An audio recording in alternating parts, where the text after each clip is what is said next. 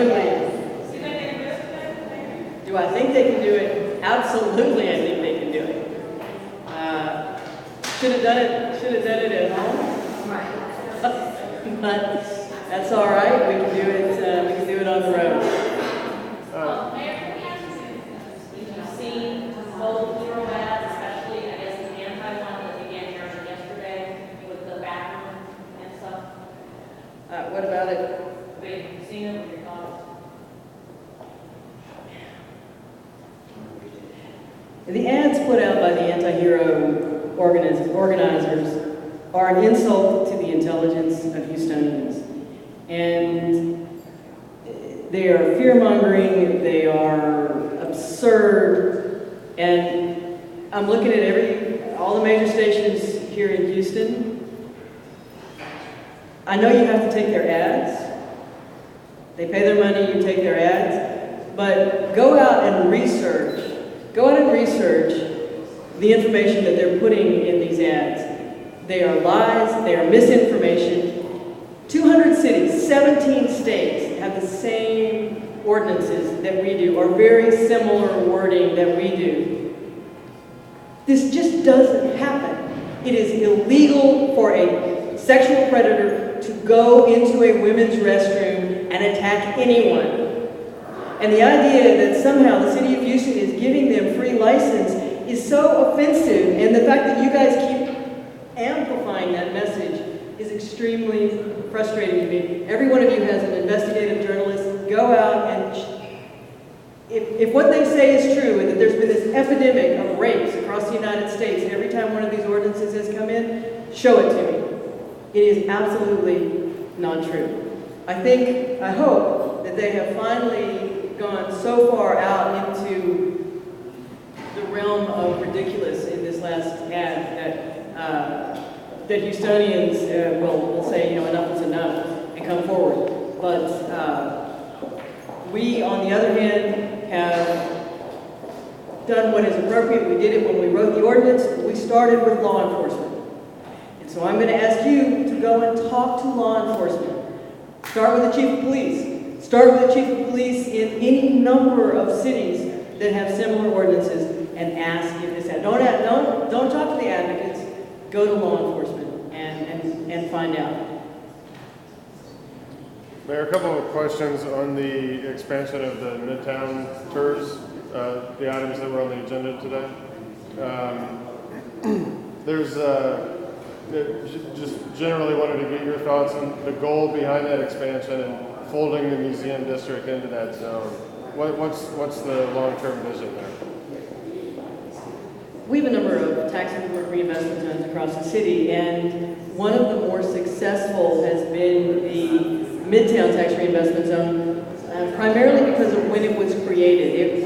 When I first came to council, Midtown was really a wasteland. There were miles and miles or blocks and blocks of vacant lots and teardowns, and there's been a explosion of new construction and new economic vitality in that area that has fueled the Midtown Tours. It's been very successful. What we are attempting to do with this expansion of the Midtown Tours is link all of the close-in museums into one tours so they can all be together and they can be supported by the revenue that's being generated in the Midtown Tax Reinvestment Zone. We can work in a coordinated fashion among the museums and with Midtown to make it easier to travel to the museums, to use the resources of that tours to enhance the entire visitor experience. I mean, there's a lot of talk about sidewalks and interconnectivity and that sort of thing. Is that the goal? Is that going to be sufficient in August? I mean, is that sufficient for what? For people to walk multiple blocks. I mean, is it as simple as sidewalks, or how will the museums actually be supported?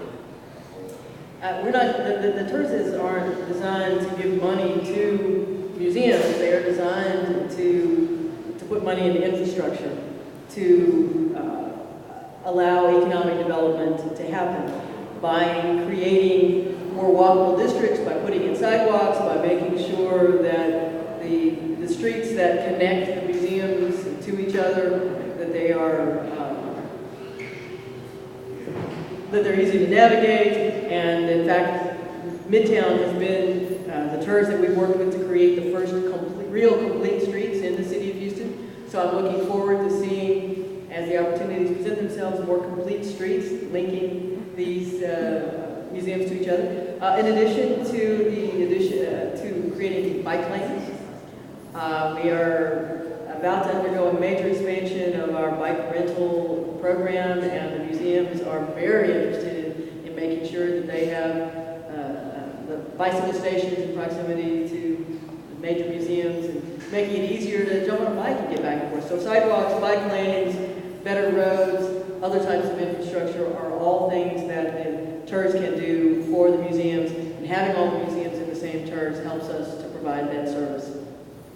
Mayor, vehicles for hire, what would you say are the most significant changes to the ordinance? And also, can you comment on the discussions there? We have a good vehicle for hire ordinance that we passed last year, but one of the areas that we wanted to do better was how do we offer services for those with disabilities, and we created a separate committee to consider the issue of so-called WAVs, wheelchair accessible vehicles. And the big changes to the ordinance that we brought forward today have to do with a go-forward that allows, whether you are a taxi cab company or a so-called TNC, transportation network company like an Uber or Lyft, as you go forward, you have to provide more services to those with disabilities, primarily those in wheelchairs. And we gave two paths. One, you can have a certain certain percentage of the vehicles in your fleet that are wheelchair accessible, or you can choose to meet a service standard where you have to respond to someone who calls in and says, I need a wheelchair accessible vehicle within a certain amount of time. So we have paths either way, and we think that this is a huge step forward for those with disabilities in Houston. Most of the other things were minor tweaks. We have made it easier to keep a limo or town car on the road, for example, by allowing a very rigorous additional inspection. You can do more time with your vehicle if it meets that third-party inspection. We've put in codified what is already practiced. For example, today the director of ARA can tell a jitney is a vehicle that runs on a fixed path or a fixed route.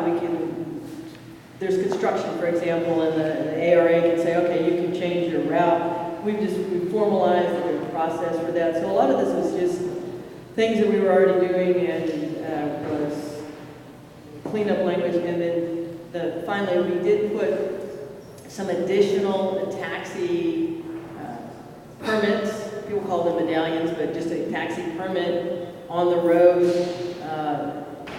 We are in a market that is dominated by one really big company and maybe two medium-sized companies and a bunch of one-car companies. We put an item on to allow drivers to come together and create a company and have the opportunity to build and to grow small business. And then what did you think about the contentious discussion? What was that? There was an amendment offered.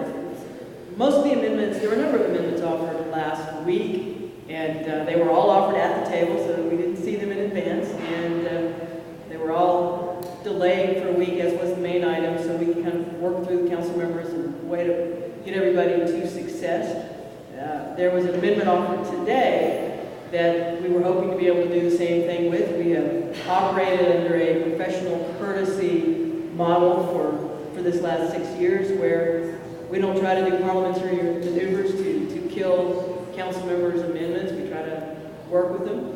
And Councilmember Martin chose to spike an amendment that would have changed our current policy, which is on the day you come in to get your permit, do a drug test and a physical, and change that to what is industry standard, which is that we do random testing throughout the year. And Councilmember Martin chose to do a parliamentary maneuver to kill him.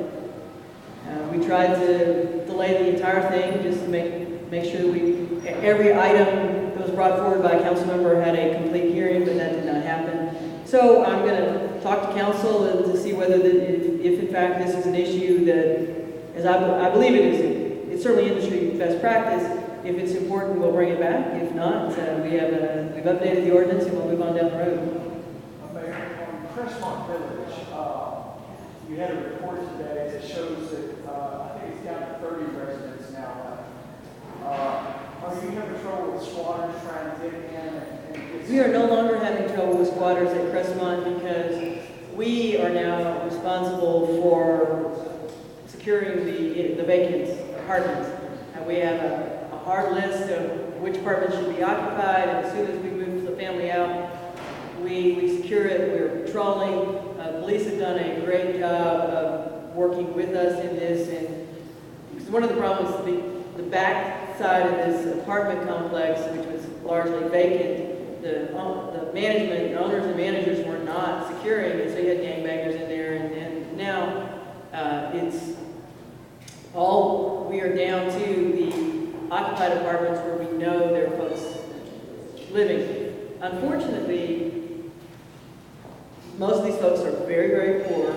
They pay rent. They've been in these apartments, some of them have been in these apartments for years. They don't have the money to hire an Uber, they don't have vehicles, they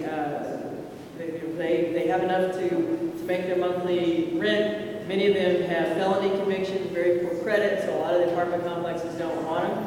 So what we're down to is the really difficult place, but we're committed to working with them. And there have been some apartment owners in the area who have stepped forward and helped us out, but they have to be out under court order by October 30th. Mayor, on arts and cultural plan, now that it's passed, what's next? Like all of these plans, the general plan, the arts and cultural plan, parks master plan, we're also working on a bicycle plan. The plan itself gives you the framework, but then you actually have to fill in the pieces. And the amendment that was made today emphasized that the biggest challenge in the cultural plan is the fact that the city of Houston spends fewer dollars per capita on the arts, fewer public dollars per capita on the arts than any other major city in America. And what we heard was that our arts funding is inadequate. And so going forward, as we begin to fill in the elements of the plan, for example, a great desire, and council members expressed a great desire to see more arts offerings in community. Well, our primary arts funding source is hotel occupancy tax.